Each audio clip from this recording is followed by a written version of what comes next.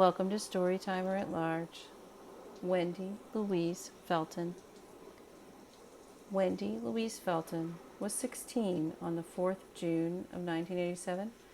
Her parents, June and Russ Felton, were going to Florida for a business trip that day. Her older sister Julie, 18, drove them to the airport. Then she was supposed to come home and take Wendy to their grandparents' home. Wendy was going to spend the weekend with them.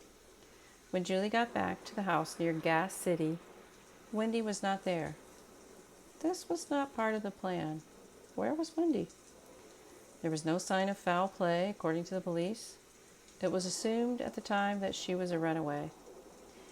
It was reported initially that a suitcase and some clothes were missing, but her purse and her favorite shoes were left behind in her bedroom. Nothing else was taken from the home. None of her friends knew anything about this supposed plan to run away. Some of her classmates and friends put up posters in the first weeks after her disappearance. Sometimes young people do run away, but if Wendy ran away, why has she never called? Not once. She never wrote a card or a letter. She never contacted anyone in all these decades. This was in the days before the internet. We know that Wendy did not meet a stranger online and take off with that stranger. Who knew that she was home alone? Did anyone see her leaving? The Felton home is west of Gas City and south of Marion, Indiana. It's still a rural feeling place with cornfields right across the road. The Felton's place is in the middle of a few other houses there. The homes all look as if they were built around the same time. Were those neighbors questioned about what they might have seen or heard? I imagine that they were. I hope they were. There are fields across the street from the house, but there's also another field behind the houses. That field in the backyard is surrounded by trees with houses only on one side.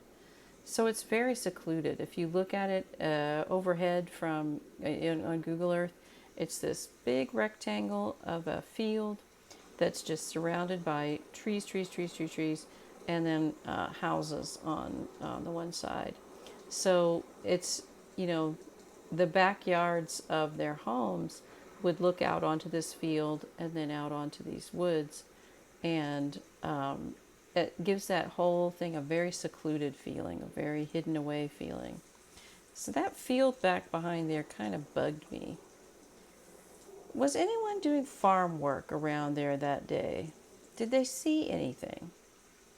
What was Wendy doing that afternoon? I know what I would have been doing in June of 1987.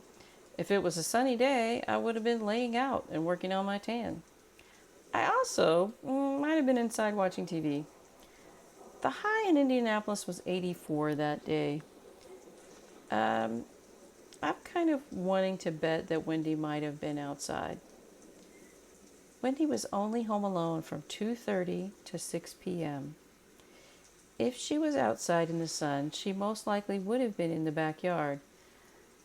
It would have gotten the most direct sunlight at that point in the day. And, she also wouldn't have been, most people don't lay out in their front yard where everyone's going to see them in their bathing suit. Most people kind of pick a spot that's a little more, private. I wonder if anyone was working in that backyard field that day. Maybe they were cutting or raking hay. June is a good time to cut hay. That isolated field behind the house really bothers me. Surely the woods and that field were searched thoroughly. Maybe not, since police initially considered her a runaway.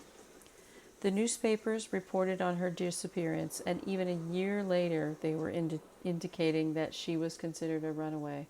This is in 1987. Knowing everything we know, we knew then about